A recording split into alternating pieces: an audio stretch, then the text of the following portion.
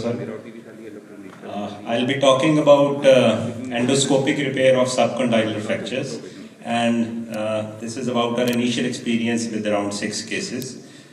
This is a new venture, because in a institute, whenever you enter an OT, it's an OT complex, and in our OT complex, the initial OTs are allotted to surgical specialties, and left and right both are busy with monitors and laparoscopes. So that gave us some encouragement that we should also venture into use of endoscopes. Now we know that subcondylar fractures, they account for around 25% of all fractures. And initially, historically, they were managed conservatively, but now it is well documented that subcondylar and low condylar fractures, they should be fixed with the rigid fixation. And the only issue with these subcondylar fractures is that they are technically difficult to operate. Now, this is a typical fracture of the subcondyle, and this has got a lateral deviation. Usually there is either a lateral deviation or a medial deviation. And when we talk about endoscopic repair, I'm saying this initially only, then lateral deviation is like a positive thing or something which makes us choose an endoscopic approach. These are the standard implants that are available for fixation. There are no conflicts of interest, and there are no financial interests involved in this. The plates are of many companies available, and it is all a matter of choice. The only thing is that we need to use titanium plates.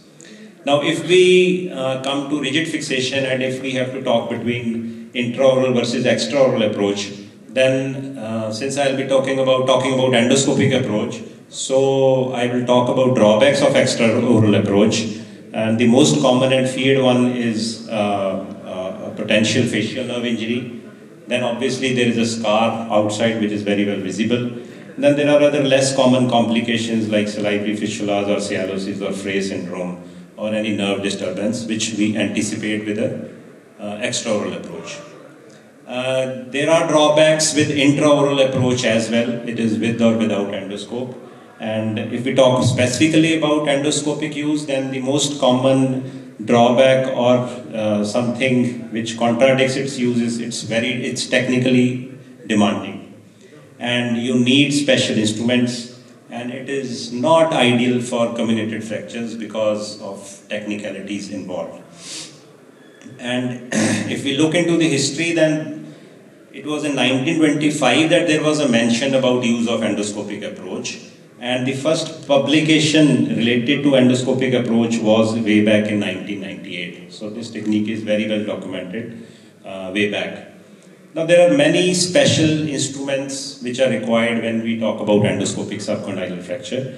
The first thing is 90-degree angled screwdriver with drill. And usually there is an inbuilt screw holder which comes along with the 90-degree angled screwdriver. Then you need extra long respiratories or hooks. Then you need an endoscope, ideally a 30-degree endoscope and 4 mm. And additionally, you need for a good visualization a retractor with fiber optic light. Now, this is the instrument trolley that we have in our OT complex.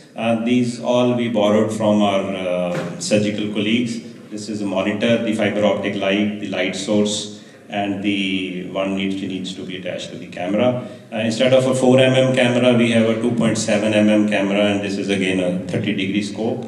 And this is the special right-angled screwdriver that I mentioned in special instruments.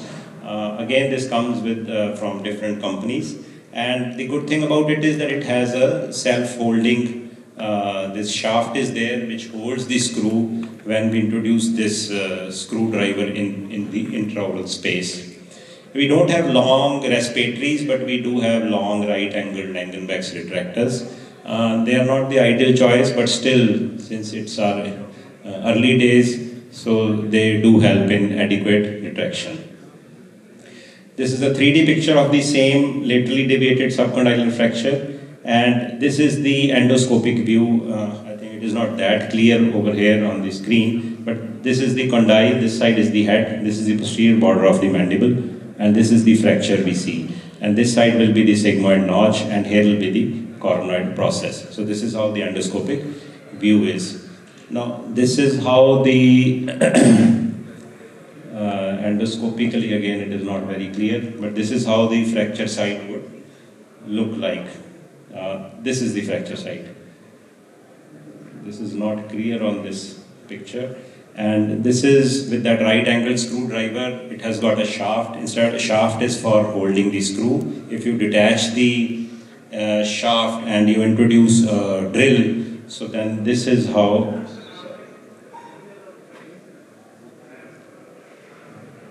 This is done. Now, this is that right angle screw, and this is how the shaft is introduced, and you have to lock it, and then this will take 2-3 chances because actually this was hindering in between. So if you just slide it on the outside, then it becomes easier. So the screw gets hold up, and then you have to secure it with this shaft.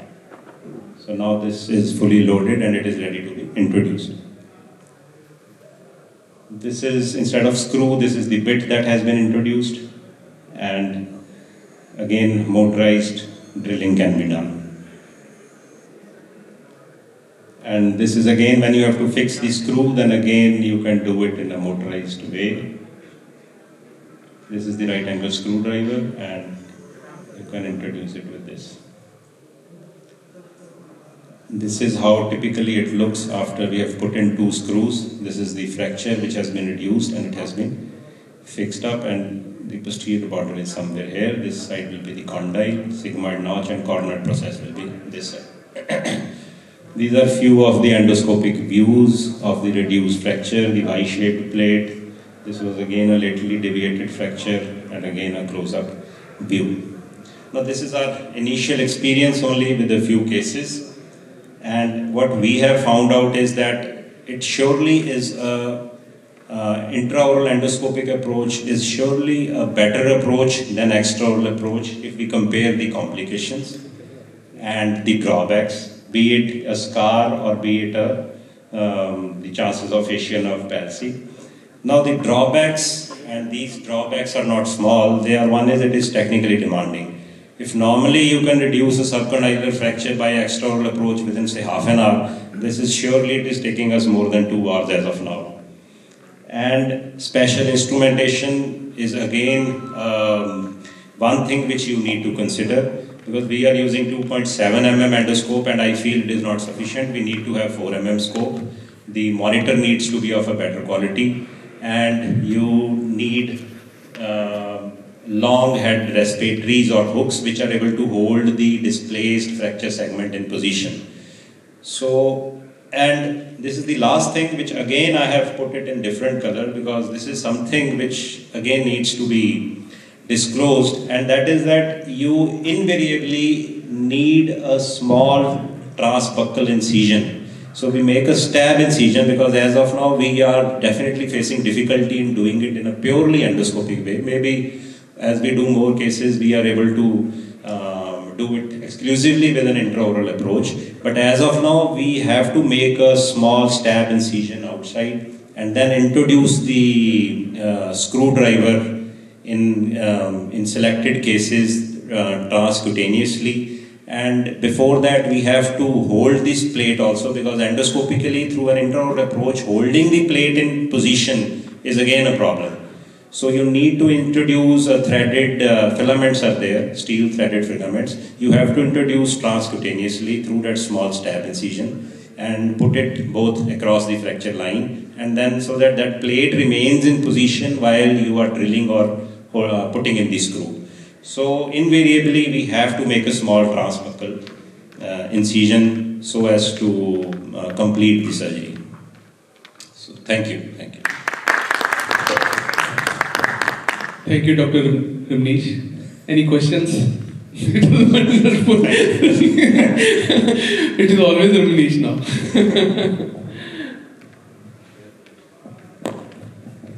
This is approach is only for unilateral fractures, or you using bilateral also? No, you can do bilateral also, sir, but you need a lot of patience and you need a lot of time, because unilateral takes more than 2 hours for an isolated simple fracture. Maybe it's just a learning phase. Maybe with time I'll come up again after 1 year or so.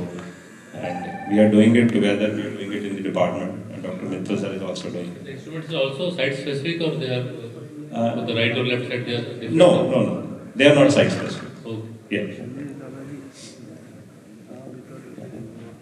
Now may I invite Dr. Ashish Gupta for his next presentation on Chinese mancha, to pull the string or not.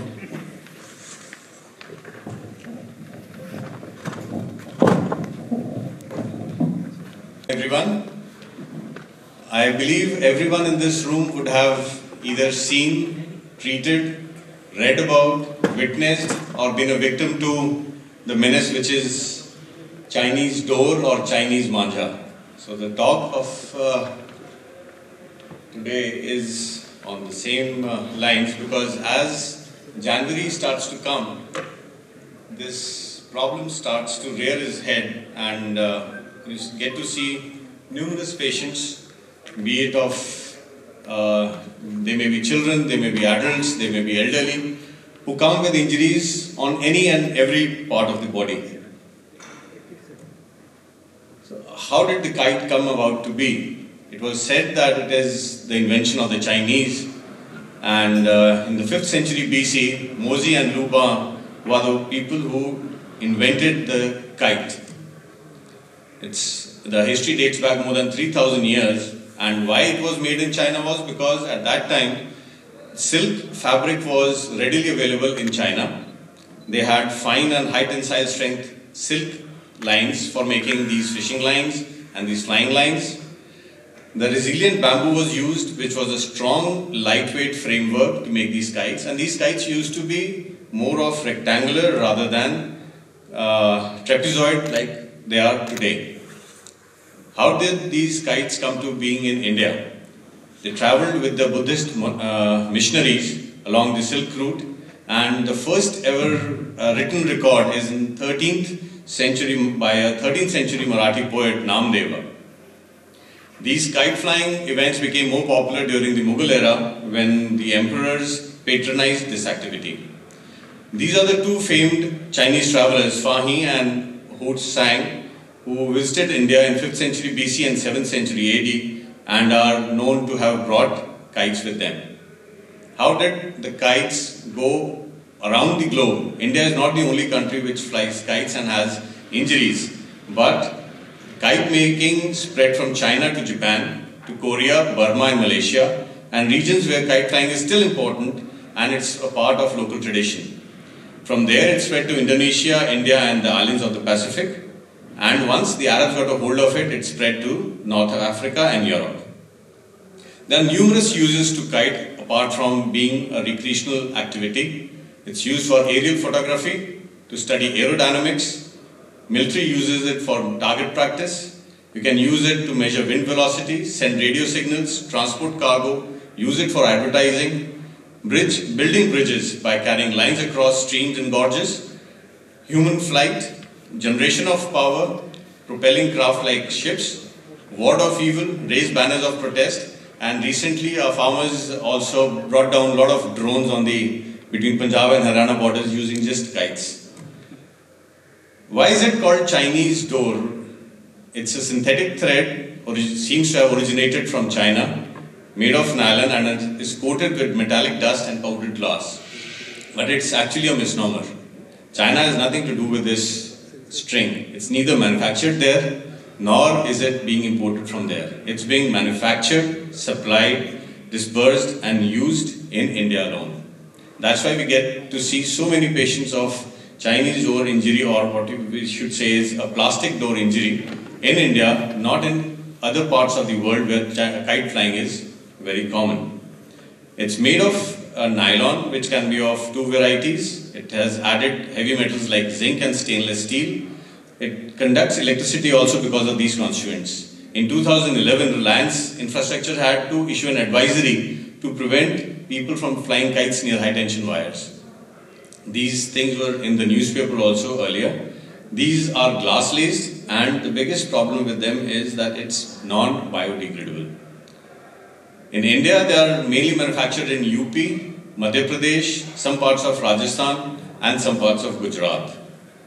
What was its intended use was mainly for kite festivals where you fly heavy kites or multiple kites in tandem, where the normal traditional thread will not hold, it will break.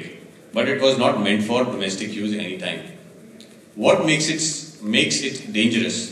It's extremely thin and it's made of light color, which makes it very difficult to visualize during the daytime, leave alone the night. It causes maximum damage to people who are running after the kites and trying to snatch it from the ground or from other people. Gets entangled around the face and neck or foot of two-wheeler drivers and passengers. It reaches epidemic proportions during the months of January, where Makar Sankranti, Lodi in Punjab, and during Basant Panchami festival in March. Kite flying is a global passion, and it's done around the globe, and there are numerous kite flying festivals going on. But mainly people get injured in India, Pakistan and Bangladesh and some parts of Southeast Asia because they use this thread along with, it's been treated with glass shreds, which makes it even more dangerous. So who's in danger? In a single word, I would say everyone. Every living species is in danger.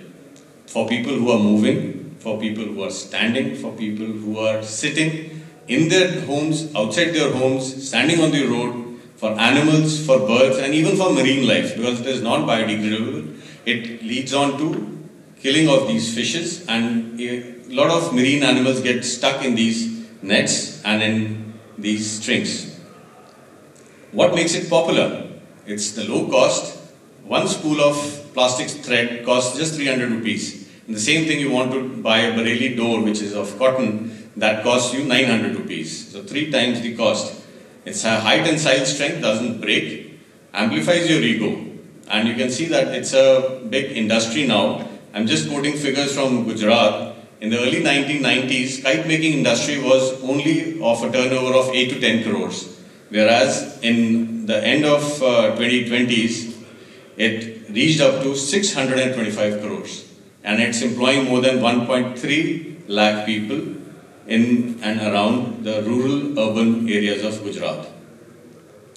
So basic differences between Chinese plastic door or the traditional manja or the traditional thread. The main things are that the high tensile strength, it doesn't break even if you put this much amount of weight on it. It's a monofilament. And the other fact is that when you rub the same thread on itself, and you have to see when it breaks, you have to rub it for an approximate 19,000 times for the plastic thread to break when it rubs against each other. Whereas just with the cotton thread, the average breaking time is 42.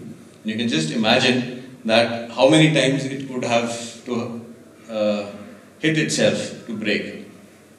And the elasticity of the plastic string is 25 times the normal thread, and the normal cotton traditional thread is 3 times the normal cotton thread. So these are the 2 factors which makes it most popular, and that people who fly kites using these strings, their kites don't get cut. Since 2011, when this became popular, many states have started banning it for its production, for its sale, for its use. But unfortunately, every year we come to see that there are numerous incidences which lead on to deaths and morbidities of these because of this plastic string. The offences are usually under Prevention to Cruelty of Animals Act of 1960, Environment Protection Act of 1986, with imprisonment of up to 5 years or 1 lakh or both, and under BNS section 223 or BNS section 125. There are a few states in India where still no kites are flown, so they don't have any such laws there, like Sikkim, Nagaland, Daman and Diu.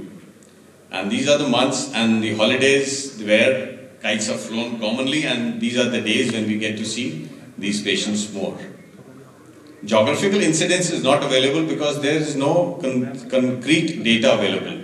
There is a need of registry so that we can quantify and see how many patients usually get injured because of this. And it should be made a notifiable injury. Every year we get to hear from the news, mainly local vernacular dailies, they get into it and they say this child died, this person died, he was going from here, he was traveling on a two-wheeler, all age groups, almost every state, and all living species. Injuries can range from the scalp, the face, the neck, so much so that, like this gentleman, he was riding a two-wheeler, was crossing the bridge, the string got caught in his neck, he tried to remove it, but his neck got saved, but he nearly amputated his thumb, and we had to reconstruct with the digital nerve, the digital artery, and the flexor tendons had to be cut.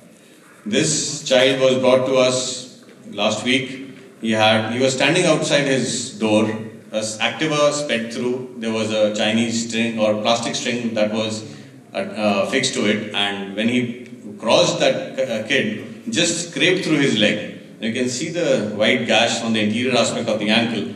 His anterior tibial artery was gone and all the extensor tendons were gone.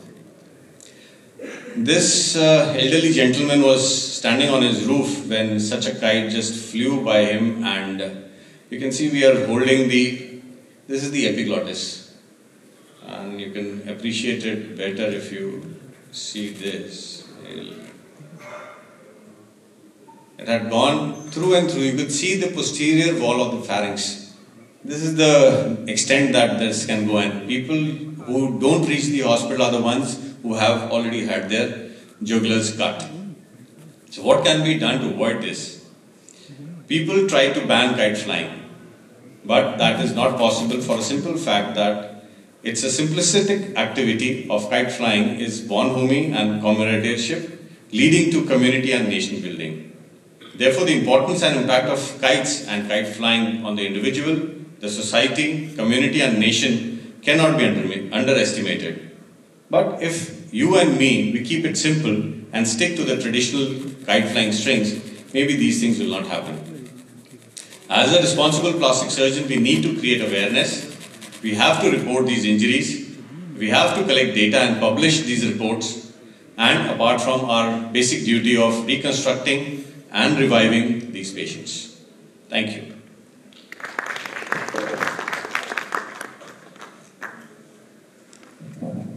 Any questions from the audience? Dr. Ashish, I have one question. If you see traditionally, when we see many door people putting some lape on top of the threads, long threads, and they've been doing it. Is it different from what the Chinese door is? No, that glass lacing is also banned. If you had seen that busy slide, in that two threads are banned. The plastic string because of its elasticity and the glass lacing that is done on top of it. Along with that, the glass lacing that is done on the traditional threads also is banned by law. But people do it and that's sold. But now you see that less. You used to see people having two blocks of poles on open grounds and threads going across, and they used to be holding that glass lace cloth and going across. That's not done for traditional thread because it's no longer in demand. So all those addas which were called, they're all gone. But now that is being done for the Chinese thread or the plastic string. The same thing is being done, and it has made it even more dangerous than it was because of its inherent strength. Very nice lecture. Now may I call the next speaker, Dr. Arush Pasricha, for his talk on in recent advances and trends in orthognathic surgery. Dr. Arush. A very good afternoon to the respected chairpersons, esteemed faculty members and dear friends in the crowd. From the Department of Plastic Surgery, AIIMS Delhi. And I've done my MCS from AIIMS Rishikesh, and I'm presenting the work from my alma mater in my talk on recent advances and current trends in orthognathic surgery. Now, what is orthognathic surgery? The term orthognathic is derived from two root words, ortho meaning straight and gnathos meaning jaw. So this means to straighten the jaw. The surgery is done to realign the jaws when they don't line up and involves the surgical movement of the tooth-bearing portions of mandible and maxilla. Why do we do it? We do it to correct the malocclusion and to treat OSA in certain cases. Talking about malocclusion, this is the Angles classification of malocclusion, class 1, 2, 3. Who requires it? 25 to 30% of the patient of cleft lip and palate have maxillary hypoplasia, which means they have a class 3 malocclusion and they are benefited by these surgeries. Other than them, around 2 to 3% of the general population have occlusal discrepancies so severe that they can't be treated using standard orthodontic treatments and require a formal surgical correction. When do we do it? We do it when the patient attains skeletal maturity. The goal of the surgery is to establish an ideal dental occlusion with the jaws in a position that optimizes facial form and function. The treatment planning and patient evaluation includes, amongst other things, a careful dental evaluation by a dental colleague, an aesthetic unit evaluation, as well as a mock surgery, also known as model surgery. On facial analysis of this patient, you can see her face has a uniform contour, and this contour gets broken, and may I add twice, in a patient who has a severe maxillary protrusion, and this gets corrected on an orthognathic surgery. Some useful landmarks are that the upper lip is supposed to be 2 millimeters anterior to the lower lip, which in turn is supposed to be ideally 4 millimeters anterior to the chin. And these serve as useful landmarks whenever we are doing an orthognathic correction.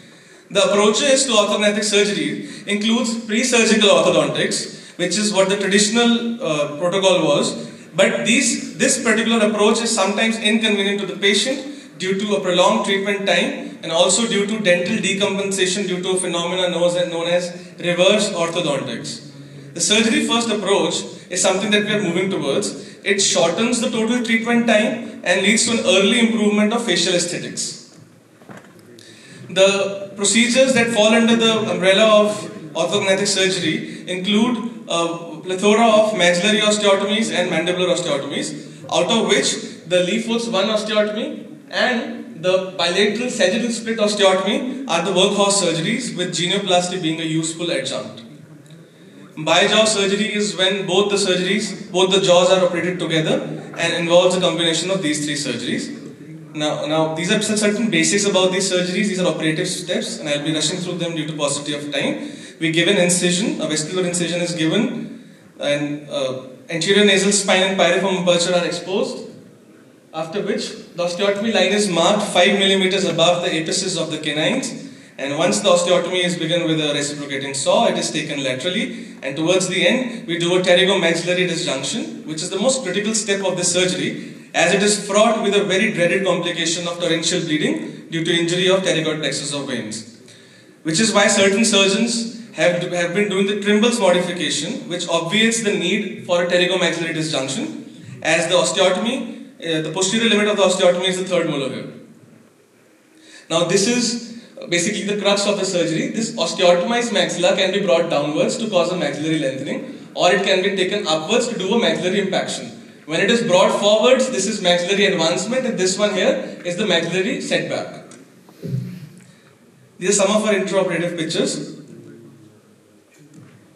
For BSSO, again, I'll be going through it. These red lines are the osteotomy markings as viewed from laterally, and here it is on the sagittal view. And once the osteotomy is done, this mandible, this distal portion of osteotomized mandible can either be brought forwards for a mandibular advancement or taken back for a mandibular setback.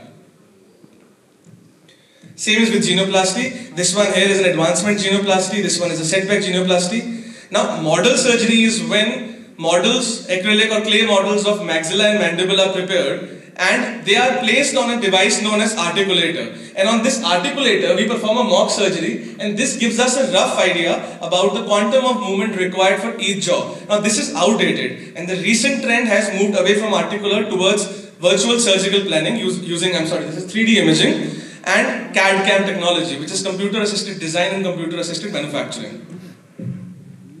In this planning, data is fed to the software in the form of 3D CT images as well as intraoral scans, and a virtual patient is created by the software, and this virtual patient undergoes a surgery, a surgical simulation. And after the surgical simulation, the commands are sent to a 3D printer to print or to manufacture cutting guides and splints. This is my orthodontic colleague doing an intraoral scan, and an image like this is generated on the screen. As you can see, we can very clearly see the malocclusion of teeth. This is a video of an intraoral scan, and this data is supplemented with 3D CT images of the patient and sent to a software engineer. This is the crux of the virtual surgical planning. The software gets oriented towards the 3D craniofacial volume and then processes this data to create a virtual patient who undergoes a virtual surgery. The concepts of pitch, roll and yaw, these are rotational deformities along the vertical, the transverse and the anterior-posterior axis, and these are corrected in a surgical simulation. Now this is the order of surgical simulation. As you can see here, it begins with coinciding of the midline of mandible with the midline of maxilla and ends with the correction of the occlusal plane. The roll and yaw are addressed somewhere in between.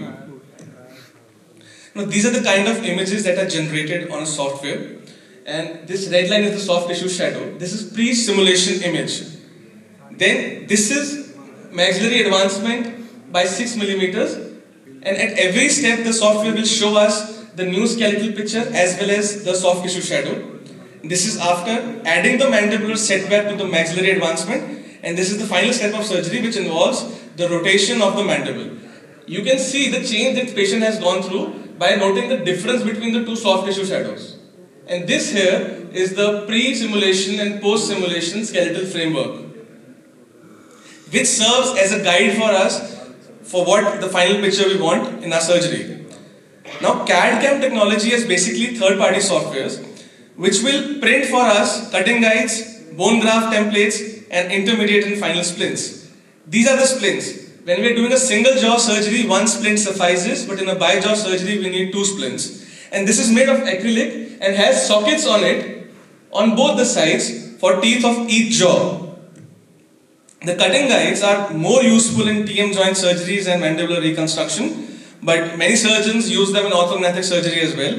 We, however, were concerned with trying to reduce the patient cost, so we never used them in our orthognathic procedures. Now, the order of steps in a bi-jaw surgery typically involves doing a maxillary osteotomy first, and then an intermediate splint is placed over the mandible. And the maxilla, the osteotomized maxilla is brought forwards and is fixed at the position that is guided by the intermediate splint. After this, we proceed with a BSSO and apply the final splints on the maxilla, and then the mandible is set back according to the position determined by the final splint. The literature tells us that whenever a virtual surgical planning is used, there is a considerable reduction in the time to plan a surgery as opposed to the traditional planning. It also tells us that the outcomes are more accurate, more aesthetically pleasing whenever we have used virtual surgical planning, and also the operative times have been considerably significantly shorter when using the cutting guides and splints, which are basically a part of the virtual surgical planning. These are some of the patients who came to us in Rishikesh for a rhinoplasty. This patient was not happy with her nasal projection, and on evaluation we found that she has a maxillary protrusion and she was offered a bi-jaw surgery. And this is the result after the bi-jaw surgery. She's awaiting a rhinoplasty, or maybe I think she might have underwent after I left.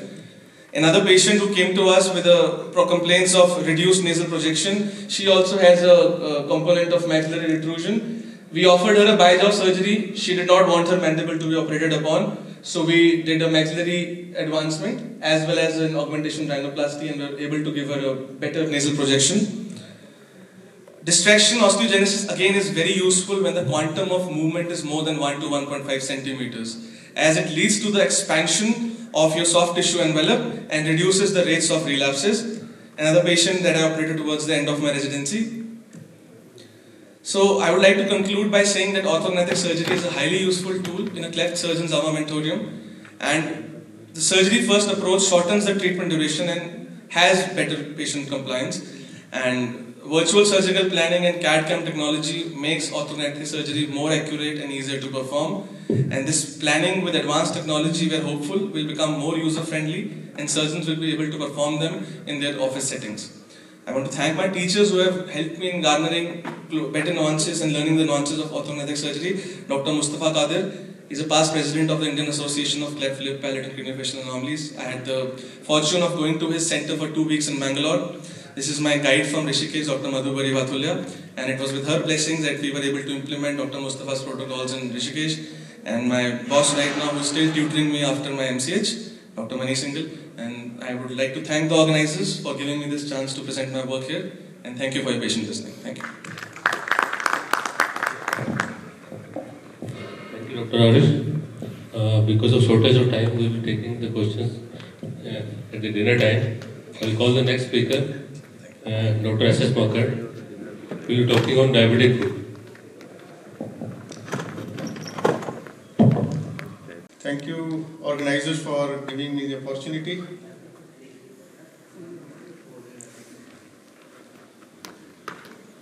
I have chosen this topic is the role of plastic surgeon in diabetic foot management to stimulate young plastic surgeons to take up this field as paradigm is shifting and more opportunities are opening up in this field.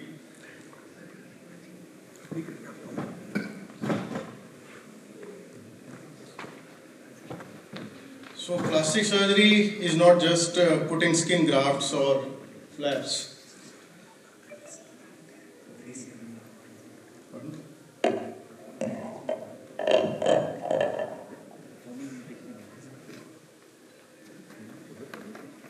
It's not just putting grafts or flaps. Just gone.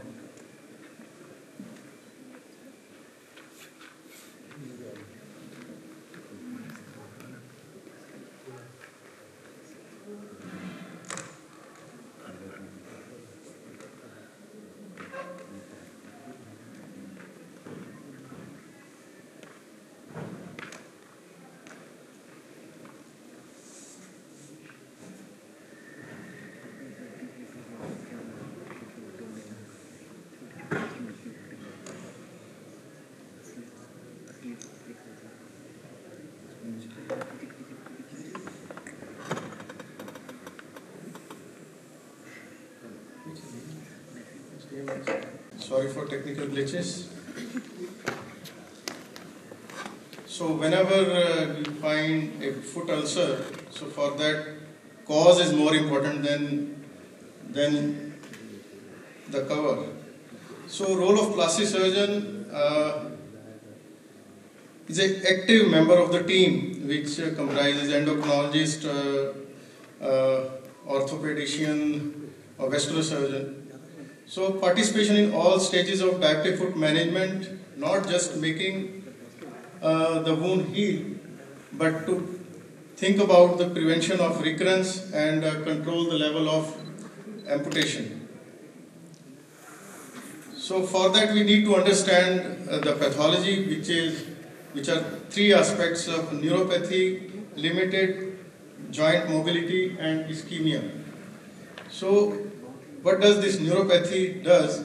This motor component, the intrinsic muscle atrophy leads to intrinsic muscle atrophy and bony prominence, and sensory loss leads to with the loss of protective sensation and early warning signs. And autonomic neuropathy leads to imbalance in blood flow and this loss of moisturization of skin. So you can see these bony prominences and the limited joint mobility because of alteration in the properties of elastin and collagen fiber of ligaments. The joints, they become stiff, and the abnormal pressure combined with sensory alteration leads to formation of calluses, and which, if persistence, then can lead to subcallus ulceration. And the third component, ischemia. The dysvascular foot means either if you find no palpable pedal pulse or ankle brachial pressure index which is less than 0.9 or more than 1.3, and if the major vascular blockade is there, it needs help from the vascular surgeon. So which can be corrected by endovascular approach or bypass graft with the help of vein or prosthetic graft. So based on clinical findings, there is a clinical classification which has been published in Indian Journal of Plastic Surgery by Ganga Hospital. That is a Ganga class 1, these pre-ulcerative changes. Class 2, when the ulcerations are superficial. Class 3 is when the deeper tissues are involved, like tendons, bones, and extension along facial planes, and class 4 when the whole full thickness of foot, plantar as well as dorsal aspect is involved and there is a high risk of amputation. So now we first focus on peripheral neuropathy where the role of plastic surgeon comes. There is a component is compression neuropathy. Apart from metabolic neuropathy, whenever there is a documented compression neuropathy, the tibial nerve can be released, and because the sole is primarily supplied by tibial nerve and the tarsal tunnel release is the thing where the plastic surgeon can come in. Various studies have been published regarding tarsal tunnel release, and it has been published that it enhances even microcirculation in feet and improves plantar sensation and prevent ulcer and their associated complications. But all these studies, observational studies, they highlight the efficacy of nerve decompression. But the randomized controlled trials, they have not showed significant improvement. The next component is offloading. Offloading, as you know, the external devices are the gold standard for diabetic foot ulcer progression or prevention of recurrence. But there is another component, internal offloading, where the surgically we shift the pressure areas. Here the role of plastic surgeon or the person or orthopedician who has special interest in this area can undertake. So internal, I will just tell about the internal offloading. The location of ulcer, it depends on location of ulcer. Like it's a greater toe or minor toes or forefoot, midfoot, heel or dorsum of foot. This is the area, like if the ulcer is in like a great toe, it's in the IP joint area or metatarsophalangeal joint area or the subangle area. So we can shift the pressure by cutting either like FHL or the common intrinsic insertion or the plantar fascia. Like this plantar fascia can be cut here, or the proximal phalanx can be excised to shift the pressure. In forefoot area, if the ulcer is in first metatarsal head area, we try to preserve the head, but in the minor head area, we can excise the heads, metatarsal heads. So, and it is because of flexed metatarsals, excessive supination or pronation of foot, or ankle in equinus due to tendo Achilles contracture. And in the midfoot area, basically this is the area where proper orthopedic stabilization and implants are required. So without their help, usually midfoot area cannot be tackled. Hindfoot, the insufficiency of gastrosoleal complex needs reconstruction of gastrosoleus complex. And dorsal ulcer are usually by ill-fitting footwear. So this is the area of class 3 wounds where we are usually traditionally handling the diabetic foot. And the first important thing, the adequate debridement with opening of tunnels, spaces is the key, followed by relook, negative pressure wound therapy, and followed by cover. Negative pressure wound therapy, I will just mention here that the adequate debridement is the prerequisite, and we should be careful about the high continuous negative pressure. I am not going to detail of NPWT. Artificial dermal matrices, they just help in bridging the narrow exposed viable segments of tendon or bone, filling small granulated cavity, or stabilization of graft. So now we come to the cover, which is our traditional thing, that skin graft or flap, which can be pedicled or free. So usually we follow that basic reconstructive ladder, but sometimes there is an option of using elevator where we use directly microvascular tissue transfer.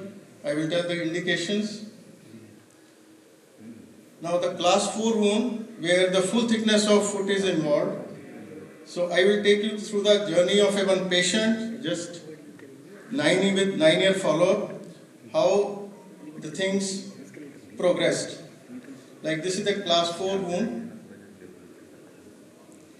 And after first debridement, tendons got exposed, and on the plantar side, tendon plus one joint also, metatarsal head was exposed. A relook after 24 hours, then redebridement, 3 NPWT dressings, and after 1 month, grafting was done. But this is the previous slide which is important, that whether we could save the tendons, but it all depends on that particular condition of the patient, or what is that at that particular time, what is the situation. So sometimes decisions are taken to debride the slough out tendons. After 1 month, this grafting, and after 3 months of grafting, there is a small area of pressure ulcer, which was managed with external offloading.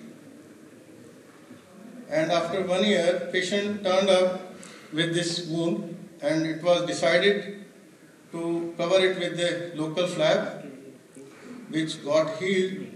And patient now came after 9 years with small area of wound where the residual fourth head of metatarsal was hitting the skin. So now patient is planned for internal offloading.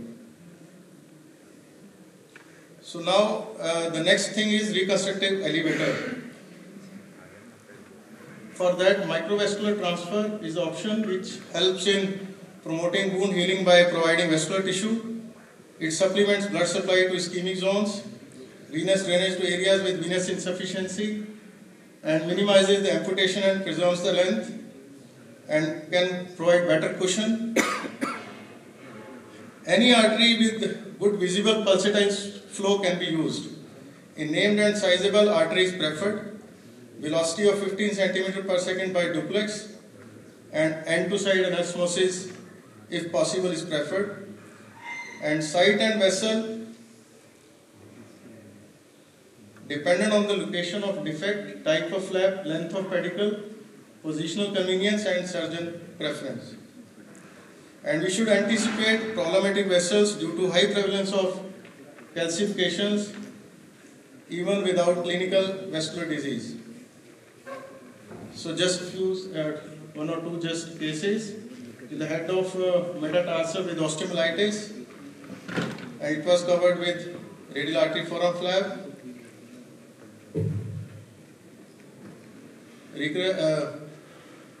51 male, IDDM, driver, recurrent ulcer, ART flap, repeated breakdown, ART flap for heel. Now the transmetatarsal amputation, this is the area where we can preserve the length, and these are chronic 4-foot wounds, and transmetatarsal amputation allows limb salvage, preserves functional gait without prosthesis. So traditionally, if no tension free closure could be done, then used to go for higher amputation. Here the role of plastic surgeon comes then, that if the local tissue is not available for soft tissue coverage, like this plantar flap is available or the fillet flap is available, then it's okay. Otherwise, you need to provide cover like muscle or skin. So now, again, the area where challenges are there, the limbs with affected vessels, where the role of vascular surgeon comes. So can we use recanalized vessels for microvascular tissue transfer? And what is the concept of angiosome and supramicrosurgery in diabetic foot management? So there are three scenarios, like when recanalization has been achieved after percutaneous translunar angioplasty. The one is recipient vessel is normal and other vessel is stenosed. The success rate of 91% has been reported. Recipient vessel is stenosed, the success rate of 90%, and recipient vessel is completely occluded, then success rate of 67% has been reported. Now this restenosis and reocclusions, this is important that they are reported at 3 months and 83% at 1 year. So we'll have to use this window for coverage, because once this flap is settled, then usually there is no problem. So this is tied over concept, this utilize this therapeutic window, because restenosis or reocclusion rates are very high. So this angiosome and supramicrosurgery concept, as we know that different areas are supplied by different vessels, like this calcaneal branch or medial or plantar artery, like this is peroneal angiosome and this is posterior tibial. So here, after debridement and when coverage is required, if any perforator is available, is visualized, that can be used for using perforator to perforator flap,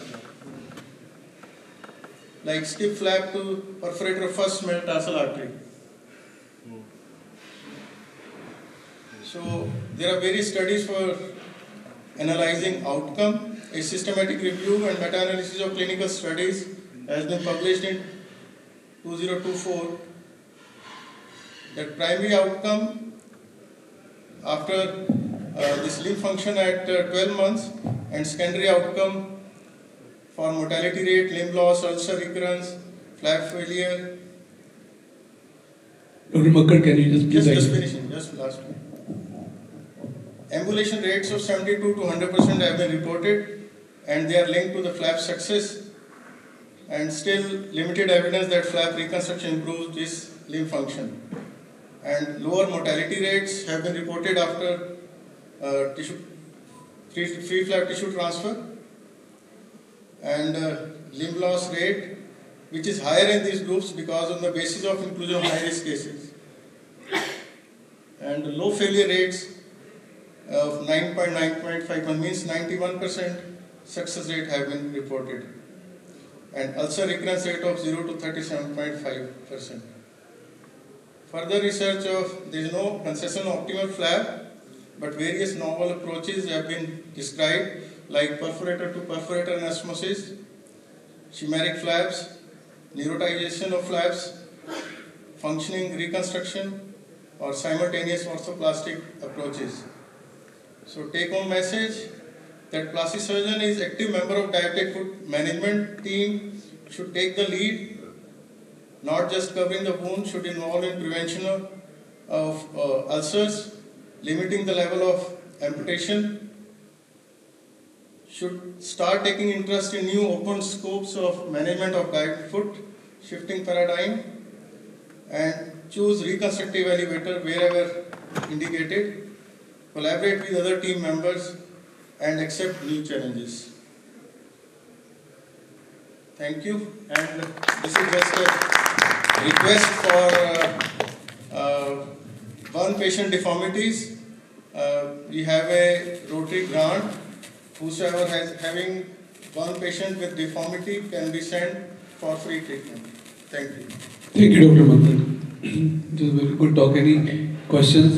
If any questions, please take them in the dinner time. Now I call upon Dr. Pinky Parangal for a talk on